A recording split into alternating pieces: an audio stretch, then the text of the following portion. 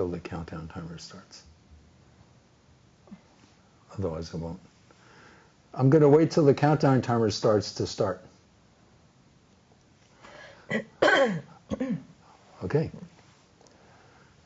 So this is the 13th episode of Harvesting Infinity.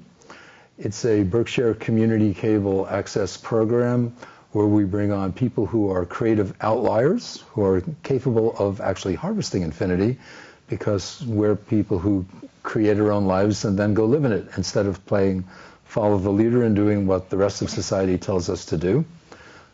Creative outliers tend to be more curious than normal people, and they tend to be more activist than normal people.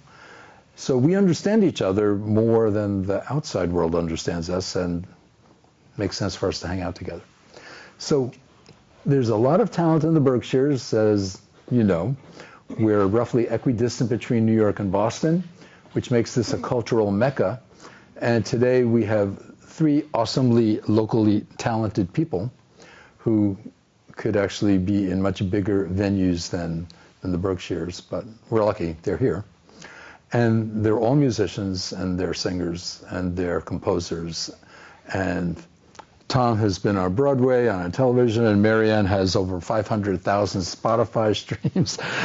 And Dave has won 5 Emmys for sound design and recording and mixing. They have a lot of different kinds of talent. And because of that, we could talk about the big picture of how the music universe has been changing for them, for us, for the world. It's been changing technologically. Equipment has gotten a lot cheaper. It's been changing in terms of genres. People are not staying in their silos anymore. They're crossing all sorts of boundaries all the time.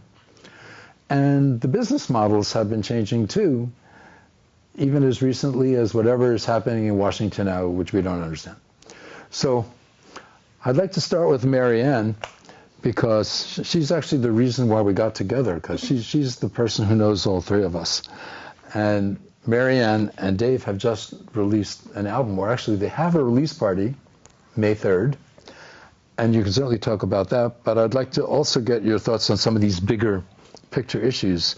So why don't we start with you, because you're actually, I think, the only person who's from around here, aren't you? I suppose. Originally, I'm from New York. Okay. New York girl. But how can I start here? Well, the thing is, I started taking guitar lessons after my divorce. And I was actually wanted to do that when I was younger. I just never had a chance to do it. Things get in the way. So then I pulled out a bunch of songs that I had written years ago, and then wrote more and put them to music and had them recorded and put them out, and that started it, because then I realized, I love doing this.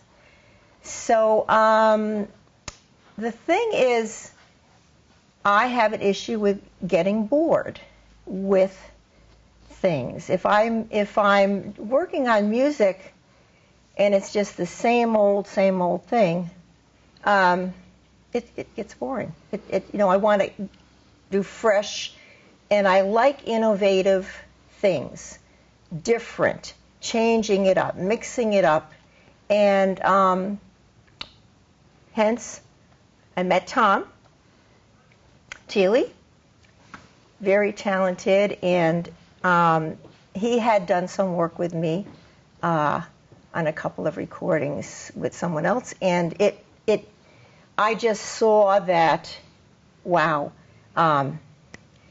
he likes different. He gets it. And so we got together, and we've been working it's almost 5 years. So when you say different, does that mean you're composing new material, or you're repurposing old material that you've dealt with in the past, or all of the above? It's all of the above. All of the above. Tom has a multitude of songs that he's written, that he has out, and even then some that aren't out yet that you're working on. True.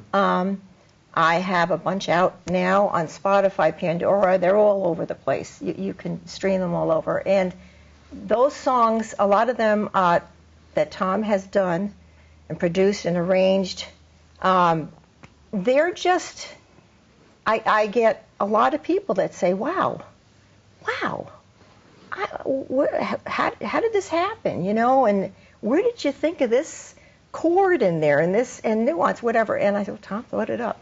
He put it there, and I know, and I sang it. Let me paint the picture a little bit about the kind of music. So you play guitar and you sing. Yes. And you sing, and you also play guitar, and you also play keyboards. Mm-hmm. Do you play more things than that? Probably. Or is that enough? No. I'm just basically guitar. Okay. Basically guitar. So. And in this configuration, you're probably singing more and not playing guitar. I'm singing more. It's easier for me if I'm going to record to be able to just sing. And I can put more into the vocals and concentrate on that. Tom takes care of pretty much everything else. So, Tom, are you playing the other instruments, or are you bringing other musicians and producing them, or both? It's mostly me. Mm-hmm. We had Kyle in for a bunch of sessions. We had Jeff Kyle Stevens. Murray, Jeff Stevens, horn players. But most of what I've been doing is virtual sounds, be they string patches or drum programming and keyboards as well. And again, all within the digital box, as they say. Everything is in the Mac, with the exception of guitar parts or vocals. So.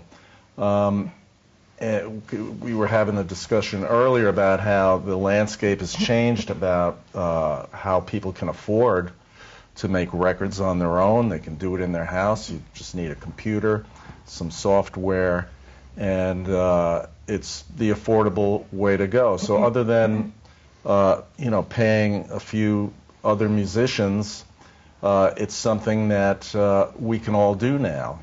I come through the era of the big record deals. I had a deal on A&M Records back in the 80s, and you had your producer, and you had your budget, and you had your recording studio, and I mean these numbers were gigantic. And people still do make recordings like that, but they are that very high echelon of people who have succeeded, whoever they are. Lady Gaga, I think she does it in her house now anyway, but you see what I'm saying, where the big, getting a band in the big studio, that's the upside of technology and what has happened in the last I guess 20, 25 years. Does that sound like a good time frame since that has happened? You have been one of these upper echelon dudes. You were on Broadway. You were in movies.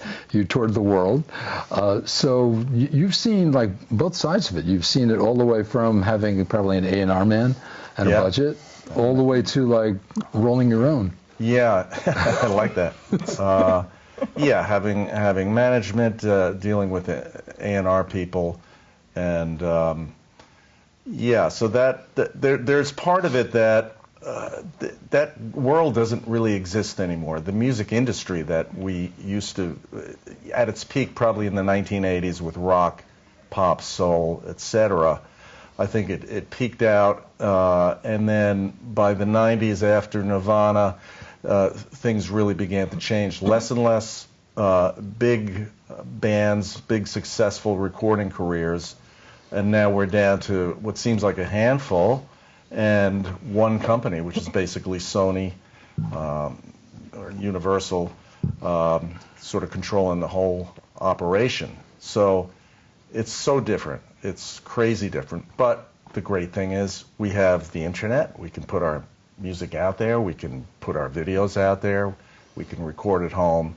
So you have the possibility of doing it without all of these other fat cats, as we used to call them, the A&R people. So that's great. Mm-hmm. So this is a good time to bring in Dave Smith, who has been part of this process. Well, first of all, he's also a jazz musician. He's a jazz pianist, but he's also an engineer. So he's been also involved in TV and movies and editing and mixing and sound design. So you've been across this whole set of things yourself, all the way from playing in clubs in the Boston area up to engineering for ABC or so. Yeah. So, Yeah, my path is definitely different than both Marianne and Tom's. I studied music, early on at Berklee College of Music, and then moved to New York, got a job in a music store, and sold equipment. Which one? Alex Music on 48th Street. Yeah. I bought my fuzz box and Yeah, I bought an electric piano at Alex.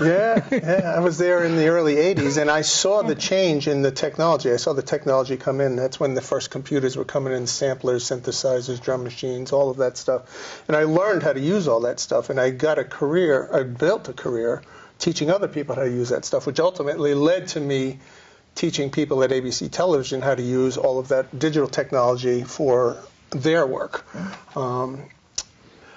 But all along, I was still playing music and still, pursuing my love of music. I wasn't doing much in the form of recording, but was always played with a big band, played with a lot of rock groups, played with a lot of different bands. Eventually, moving up here to the Berkshires, my production work slowed down, but by this point I had a really good home studio, and I had a beautiful grand piano. And I met Marianne right around the time that I moved up here, and we started doing some gigs together. And I finally was able to bring those two different aspects of my career, of my life, together. I had all that engineering experience, and I had all that music experience, but they were on two separate paths. But we finally brought them back together. And yeah, I've been working in the box, as you say, for a long time. Rather than working in a studio with a big board, I've been there. But I've also put it all into a computer and just sat in front of a screen with a mouse and a controller. But I still love playing acoustic music, and I still love playing a real piano, and I still love recording in that situation. So what was unique, I think, about what me and Marianne did was it was a live recording. It wasn't, it was just piano and vocals. It wasn't, a lot of virtual instruments or anything like that. And that's challenging. For somebody who hasn't been doing it at a professional level for many, many years, it was a challenge. But it also gave me an opportunity to create the sonic environment that I wanted, to capture the sound the way I wanted to, and to present it and mix it and record it and master it in a sound and in a style that I was trying to create. So, as an audio expert, is it really true that people in their home studios can get a result as professional as a recording studio? Yeah, but it takes knowledge. It's not just gear. You can't just buy the toys and think you can do it. You need to understand the process. You need to understand acoustics. You need to understand microphones and processing and things like that. So they still need to know what a signal chain is and what signal-to-noise ratio means and what the word frequency means. Yeah, there's a lot of basics. Yeah, and the thing is, working with Dave, we were in the same room, and headphones on, but the dynamic, it's all there, the dynamics. And I'm watching him, listening, and so everything was played just live. And we were able to interact. Yeah. I could hear Marianne going someplace, and I could follow her. Right. And vice versa. And so that's what we're going to be performing are those songs in the compilation of In the Night on May 3rd at Studio 9 in Adams. North Adams. And you can hear some of the stuff right now, right? Some of it's released? It's all out on all the platforms. And the thing is, the innovative issue, this show is Harvesting Infinity.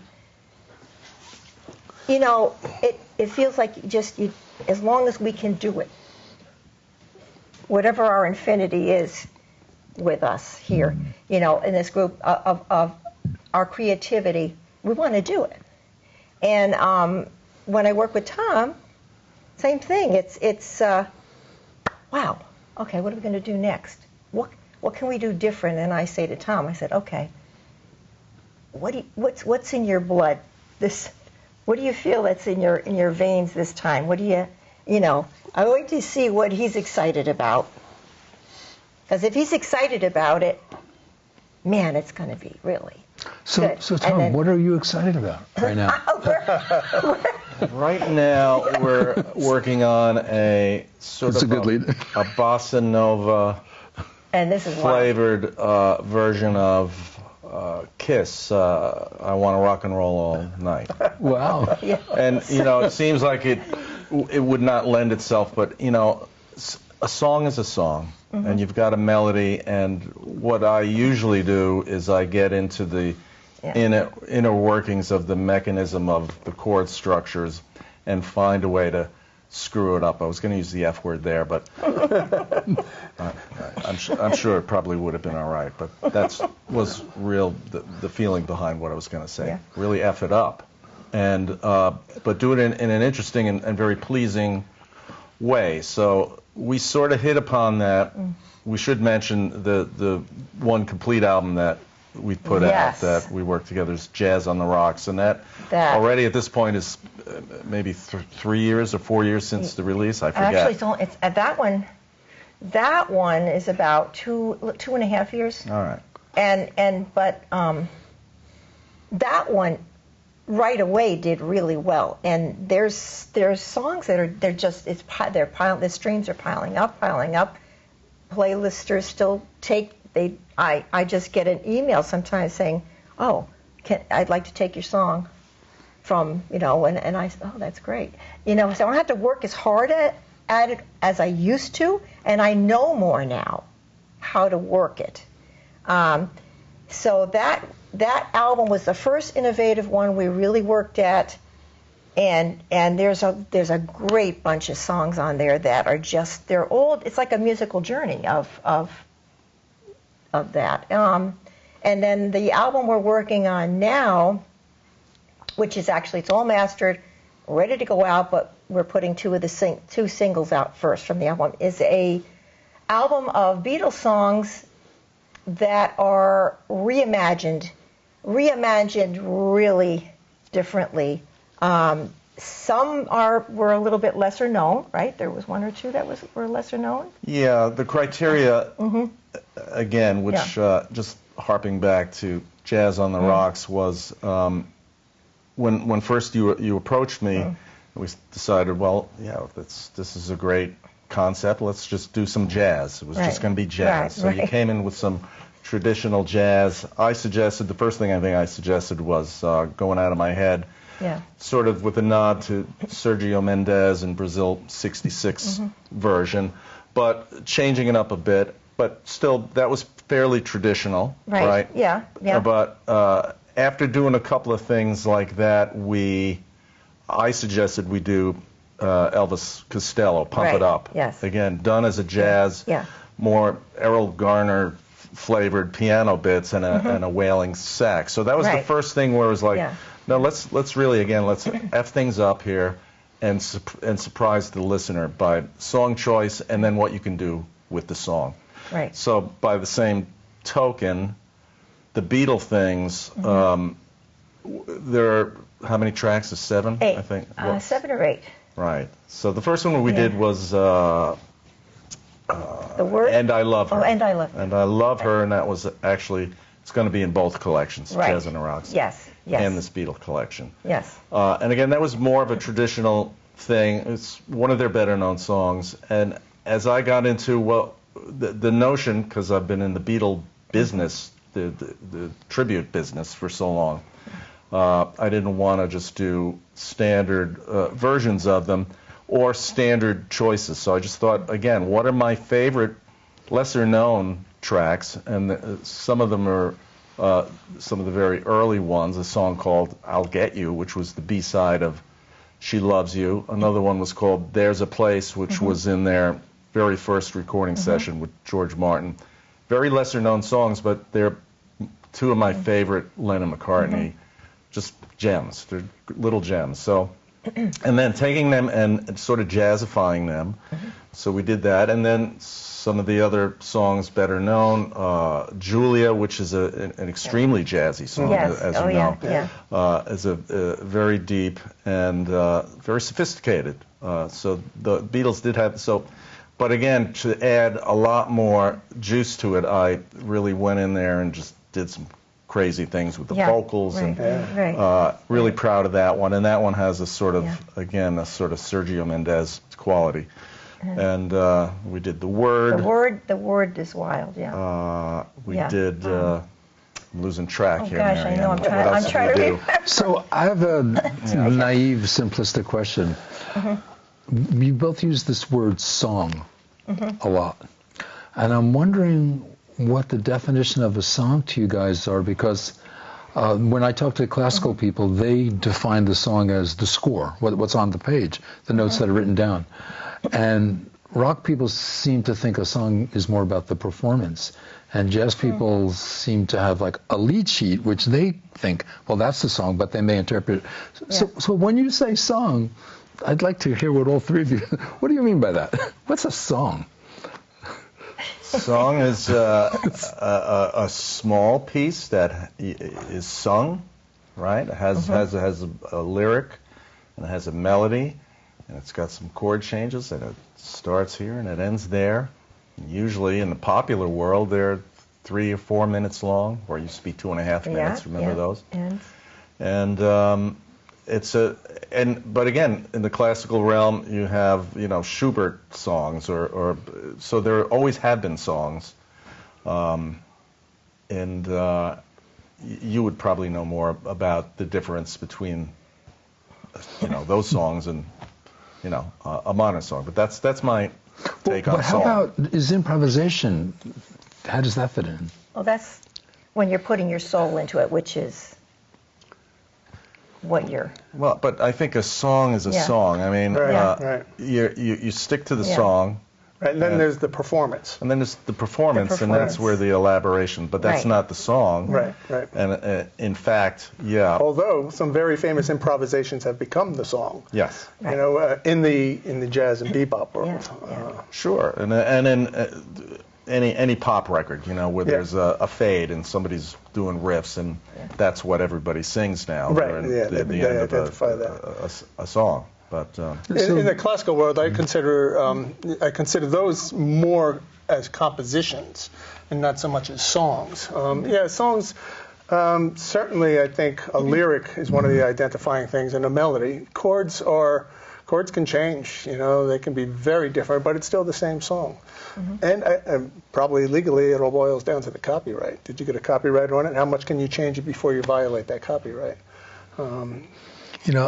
I called up the copyright office because I wrote a piece for an orchestra. I said, so what do you want me to copyright? Should I send you all 27 staves of the score? Or should I send you an MP3 file of a bunch of computer noodling on it? Or should I send you a lead sheet? And you know what their answer was? They said, send us a lead sheet, because then other derivative works from that same lead sheet can refer back to the prior intellectual property, and you get the maximum coverage if you send us a lead sheet, as opposed to if you sent us either an MP3 file or a 27 stave thing. I was kind of surprised by that. Right, you keep it simple with just a lead sheet. You keep it simple, and then it can be interpreted multiple ways, but it still points back to that. And by the way, you can get a copyright on an album, so that you can have like a dozen songs and get the same copyright instead of paying the fee 12 times. And you've got a strategy for releasing these singles because it makes sense in the current streaming universe. So does that mess up the whole IP thing? Like, what happens if you're releasing singles instead of albums? And also, what do you think a song is too? Well, if you're releasing singles and they get an ISRC code, unless you're going to change it somehow before you put it in the album, it'll have the same code. So it enhances, because it helps with the algorithms. It's like a little wake up. Oh wow, let's grab that. Oh, that's, so it's just weird how the algorithms work. So for branding, it's better. Yes, it is, and it gives it more road mileage. You're getting more mileage out of the song before it even gets into the album. It helps. It all goes hand in hand and helps. And as far as a song, yes, you have the basic structure and all that, and then you can have any song you want, but if you don't have the performance there, the delivery, make that song your own, make it live. It gives it life.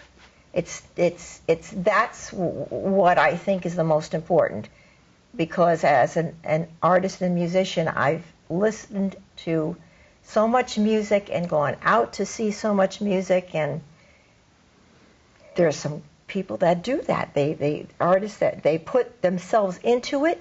They want to make the best performance, but then I've also seen performances where it's just so mundane and there's going through the motions and there's nothing there. And that's what I think makes a song a real song. The word song, it's like comes out from your soul. That's how I feel. So if you wrote a song on the guitar and you sang it, and then you recorded it with Tom, or recorded it with Dave, right, were the two things that got recorded made the same song, or would they be two different songs? Because they're both going to change it around in different ways. They'd be definitely two different songs. Well, I think technically it'd be one song with two different interpretations. Right, two different, yeah. Because Tom has his own way of arranging, producing, and his own vision, and Dave has his own, and I have. So, I'm able to work, with Tom. So I know him pretty well now, and then Dave, So, and it's fun. It's different. It's fun, and the end product is so wonderful. And the thing is, it lives on. Whatever an artist puts out, if they're going to distribute it, unless they pull it off or someone else pulls it off for copyright reasons or whatever, it's going to live there. It's a legacy. It's out. It's out there for infinity. Almost. So there's something about that song that transcends the performance, because you wrote a song, but you may have it performed two different ways, and I bet if they did it more than once, they'd do it more than one way as well. Yeah, and that's improvisation, and that's what makes it.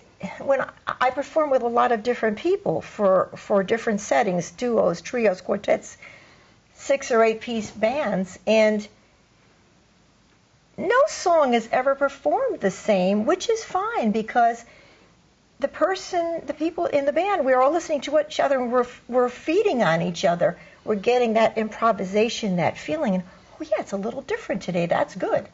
That's good.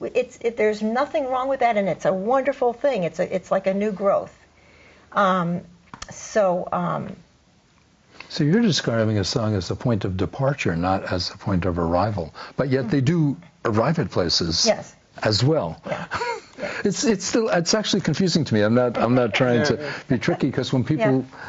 Because I was trying to figure out, so what does the patent office say? And what do they think a song is versus what does a performer think it is versus what does a composer think it is versus what the engineer?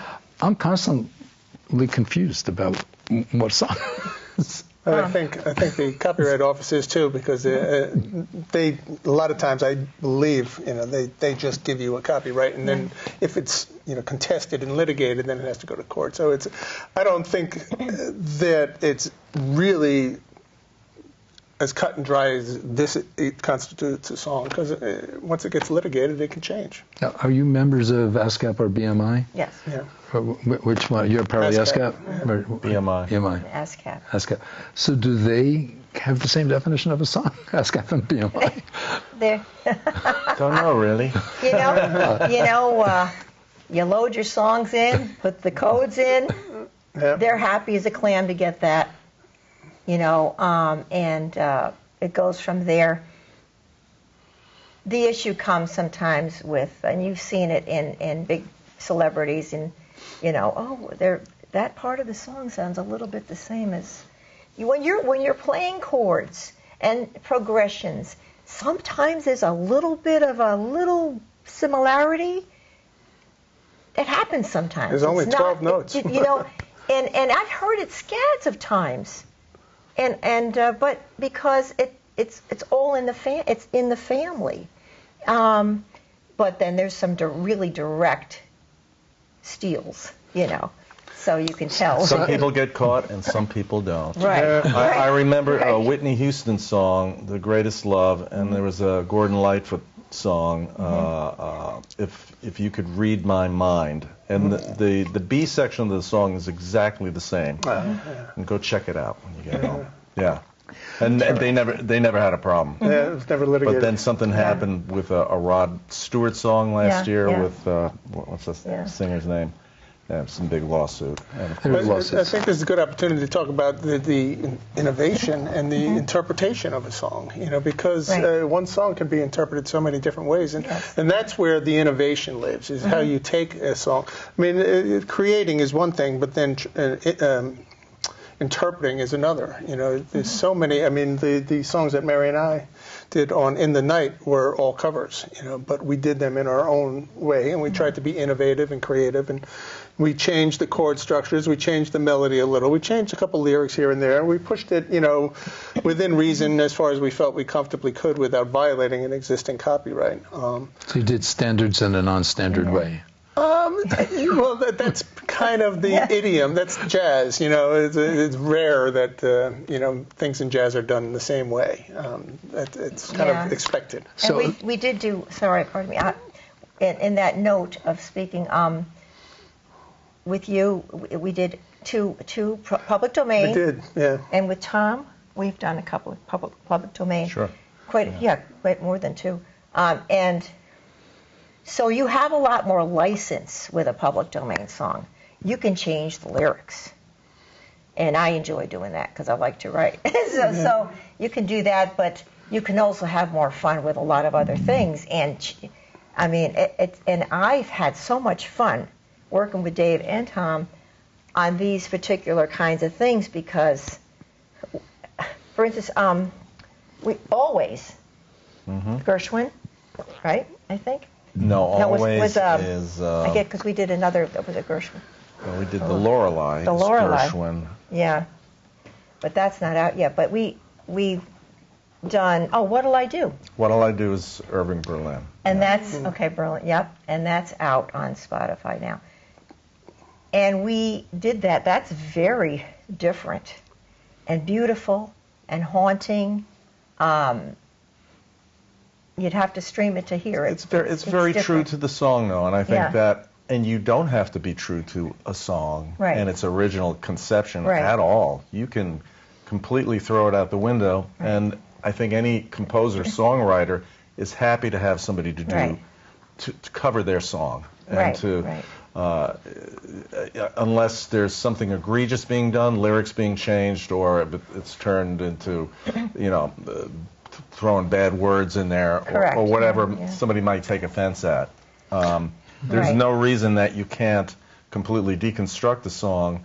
But my philosophy is the best things about a song and my favorite parts of the song, where I want it to be very true to, say, the original version of it, and just stick to that kind of phrase, because that's what I love about that. And then other parts that are open for interpretation, absolutely go for it. And you can add sections, you can add beats, you can add chord structures that were not there. But the song is there, and the copyright is honored, and the composer gets their paycheck. Piece of the pie. So I'm intrigued by when you describe some of your treatments of, say, Beatles songs and Sergio Mendes or Latinizing.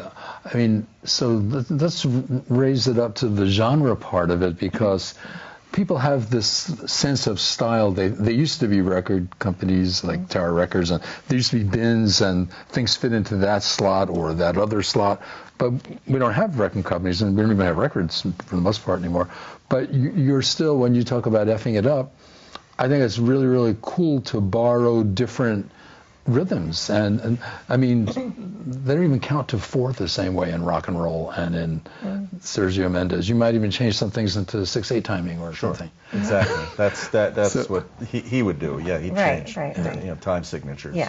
Turn something into it was a Fool on the Hill, because he also did that Beatles song. I think he turned it into a 6/8, which is you it's a 4/4 song. So do you feel a lot freer now that the genre busting has been going on? Is this like a good thing? You have a lot of degrees of freedom now that people probably... There's nobody to answer to. That's the thing about not having a record company, and whether it's producing my own music, and I've got a bunch of music I'm going to be releasing in the next few months, and I have a country-tinged song. It's more like the band, or which is not my normal style, but it's a song I believe in, and I've got an older track that I'm putting out that's more like a dance kind of track, and so to put it under my name, and this is a Tom Teeley single, and have completely disparate styles, I think is great. I don't really care if it messes anybody up or if somebody doesn't want to buy any of my other songs.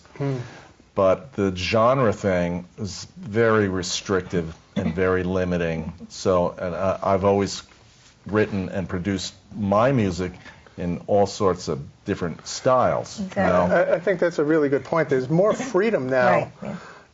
Because as an artist, the expectations, it's hard to say that the expectations are lower, but it's not that they're lower, it's just that there isn't a record company saying, that's too different from what you did the last time. We need to, we need to stay in your lane. You can experiment. And if you are not worried about the financial aspect of making sure that, I'm going to lose my fans because I changed styles, well, maybe, it's time for your fans to catch up. It's really just about art, and it's about your artistic path, and just following your heart, your artistic soul, and whatever you want to do it for yourself first, and then everything else is secondary. And that was my experience being in the record business and having a record deal. And you had to listen to these other people who were making decisions for you. You need to do this, and really cutting you off from your artistic journey and turning it into a bottom line, which is always money. And sales. Yes. There's a lot more freedom now. I looked you up on the internet before this to see about you, and you're kind of famous as a Beatles expert. I mean, you probably know the whole catalog and can play all of the different parts, and you probably could even sing all of the different parts. But here you're talking about this whole other side, which I didn't actually see on the internet, which just shows you can't really trust the internet for giving you the full story. A good story about what's happening. So I'm very intrigued at how you went from kind of being famous in a genre for a body of work, which you have expertise in, to wanting to F things up, all different kinds of things, and crossing genres and not wanting to be beholden to that structure. That's kind of fascinating. And I also think it's really cool, too. Yes. I mean, doing Beatles shows has been a niche job for me, and really nothing more other than I love the music. And whenever I delve into it or do something, I've done a few creative things with it. But because we've all got to make a living, so that I was in Portland, Maine a few days ago doing a show with the Portland Symphony, Beatles show, So when the call comes in, I still go do the shows, and also as just an artistic guy, we're all artists here. The business aspect of it and networking and getting myself out there and learning that part of it was never my forte. So that is underrepresented. I'm still trying to get a handle on presenting my music more successfully, particularly what I'm releasing now.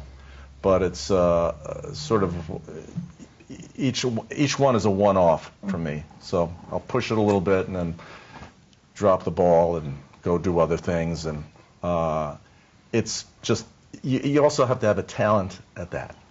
There was Madonna was not a great musical talent, in my humble opinion. Somebody may disagree. But she had enough talent. She had enough talent to make something happen, and then her real talent was just, getting herself out there.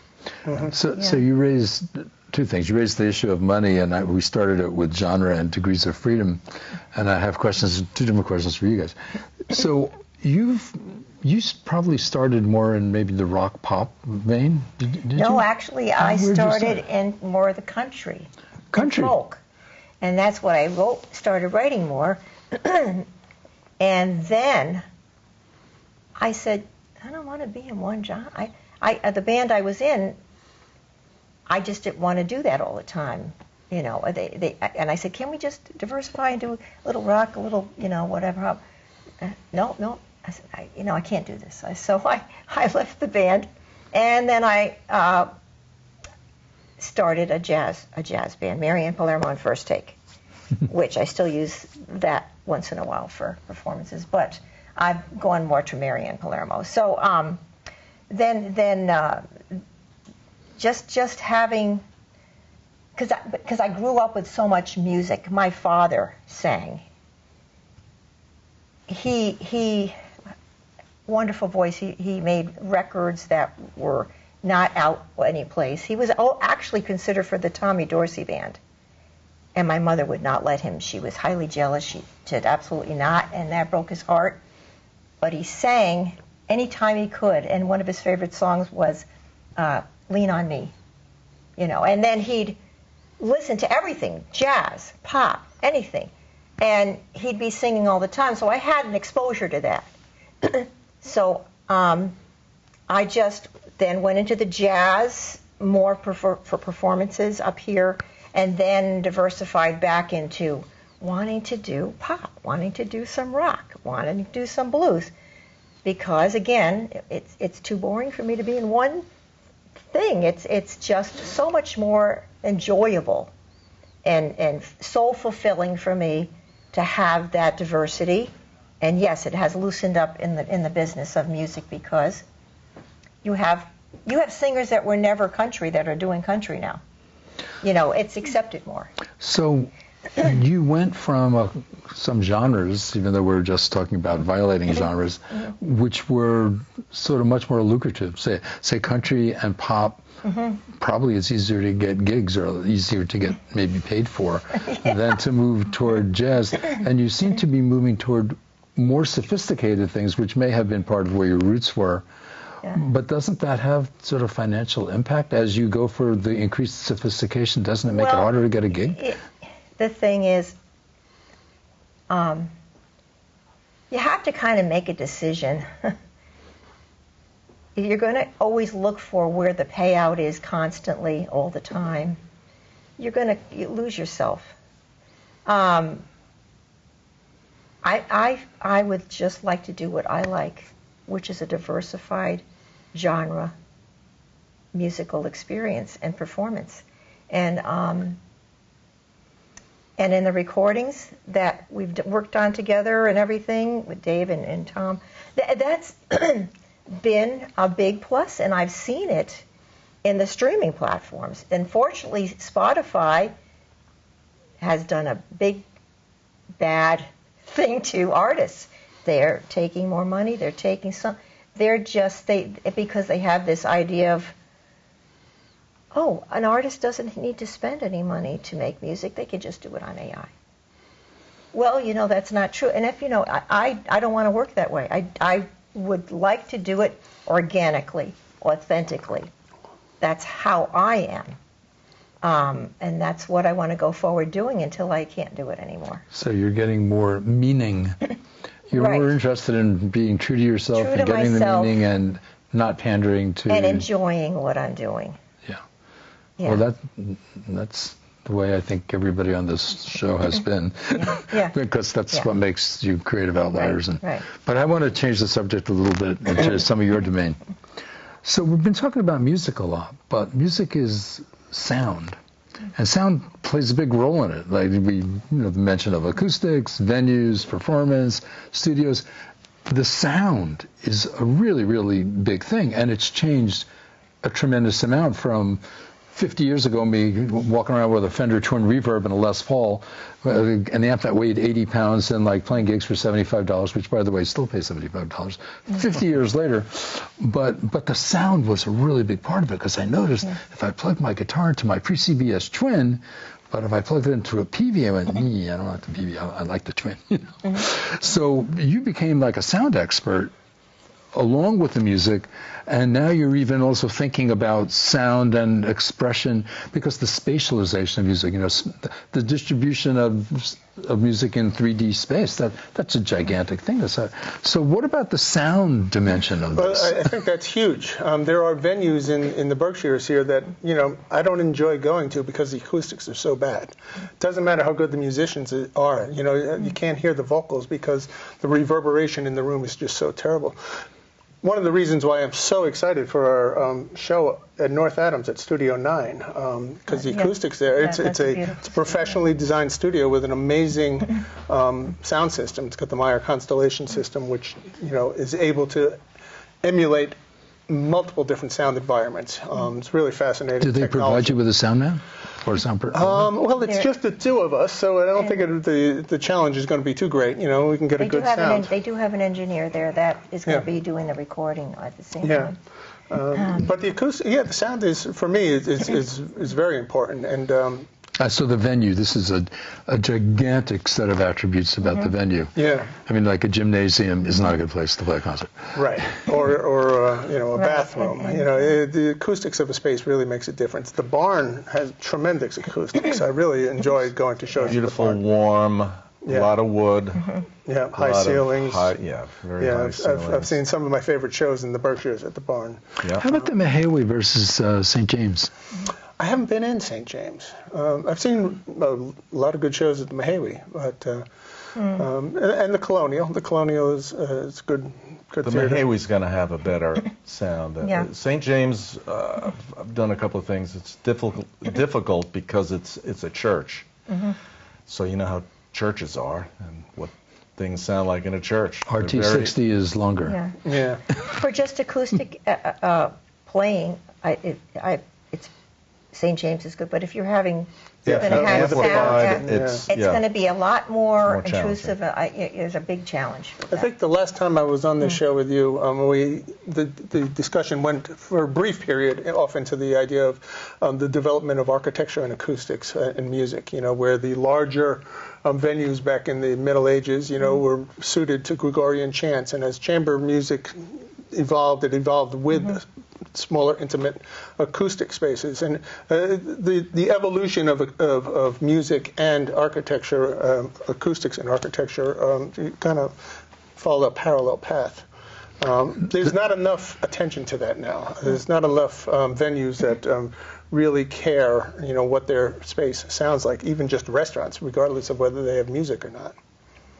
So you've been doing a lot of things in the box. So your sound is, your signal path is being controlled by you more than by a physical space.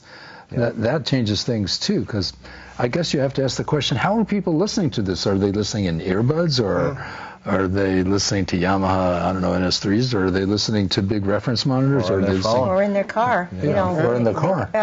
The phone can also limit, you know, your concept of what you should do in terms of a mix, how much panning you should do, because is a phone going to start to lose instruments? Because a lot of people it happens all the time, right? Listen to this. Somebody's you're listening on somebody's damn phone, you know. There's no way to listen to music. It's missing about 4 octaves, Right. 2 in the bottom and 2 in the top. Aside from the frequency, but also where are the instruments that you've panned far off to the left or right? Are they going to not be heard? So a lot of considerations. So besides, I wanted to ask you more about sound than just the acoustics, because you've been playing with sound directly, I mean, in terms of soundtracks and also synthesis recently too. I mean, sound is a big part of what is emotionally relevant. And just the quality of the sound, a luscious sound like really sort of pulls you in, and some sound is terrible. And I guess different people have different opinions about what sounds good and what sounds bad. But so you have this infinite space to play with right now. Well, yeah, the toys and the sounds available at my disposal, at most people's disposal, that make the investment or pursue it is immense. I, as a sound designer, working in film and television for many years, I would collect sounds. So I've built a library of sounds of the natural world. I've got a small recorder set up in my house right now, just waiting for that train to come by at the right time with not so much wind, so I can capture, 15 miles away, echoing off of Monument Mountain. The sound is just so unique. So I am hoping and working towards taking more of the natural sounds around us and integrating them into a musical type of environment or soundscape composition is kind of the direction my head is in right now. I came across a recording of a Bolivian jungle where there was, probably a 15-second section, which when you looped it, had this perfect rhythmic thing. There was this one bird that was just chirping up here, and then there was these flies that were buzzing, and it almost sounded like a hi-hat cymbal. It was like, you can do some really unique things with natural sounds. And then there's, the world of synthesis, where you can go into sounds that don't exist in the natural world, and there's a lot of that out there, and you can, make your own or pull them down out of a library. So how about tracks? Sometimes people are making like 50 tracks because they have like a lovebird here, and you're also, all of you are somewhat purists too. So are 3 or 4 or 5 tracks enough, or do you need 50? Because I find lots of people spending so much time on a zillion tracks, but they can't really play. And I'd rather actually hear them play like one track that was good than like 50 tracks worth of glommed together stuff. It depends. Some songs call out for, I guess it's the arrangement, I mean, what we did was just piano and vocal, but, not directly related to music, but I've worked on, movies where I've had over 50, sometimes 70, 80 tracks, of things happening, depends upon the situation. I don't think that you can make a hard and fast rule as like, more is better or less is better. Do you need a bunch of tracks for what you do? Yeah, and it's not always about having more parts or more instruments. Sometimes it's about the mix. Sometimes it's easier if there's a moment in the vocal where you want a different sound to happen, as opposed to automating that moment on a given track. You'll just, splice it off and make a new track, and then it happens on that track. So I have a lot of those kind of production moments just on their own track. So it's not necessarily another instrument, maybe just a section of the piano part that needs to be treated differently, right. like that. And that's not even alternate takes. That's alternate treatments of the same take. Right. Processing, and again, just production flourish. That's what production is. You're looking for an arrangement concept, and you're looking for an interesting sound, an interesting moment, something that, and that's the great thing about the digital realm, is that it just has made it very easy to do all sorts of tricks, that used to be very hard.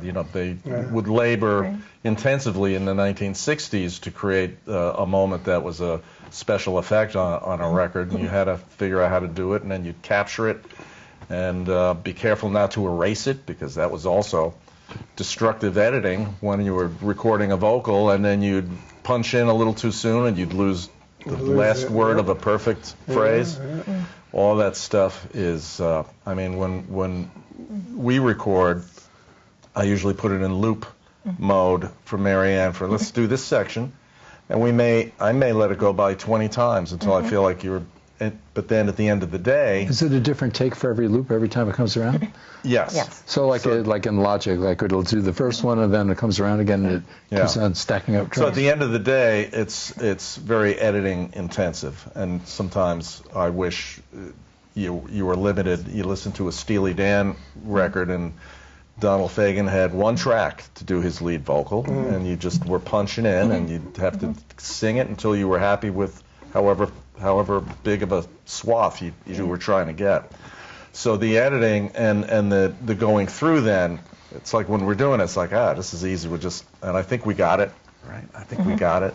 I remember some great moments. I know it's in there, but then I got to go back in and find it, and that could be a stack of tracks that I go through, and but that's just the current technique. Yeah, the technology in some ways is liberating, but it's also it opens up a can of worms. There's too many options. Too much post-production. Yeah. There's too many choices. It used to be, it's like I can't do that. That's impossible. It's not acoustically possible to go into that track and remove the hand clap in the middle of a word. Well, now I can do that. It's like there's so many things you can do now with the technology, but the options are just too great. I'm sorry.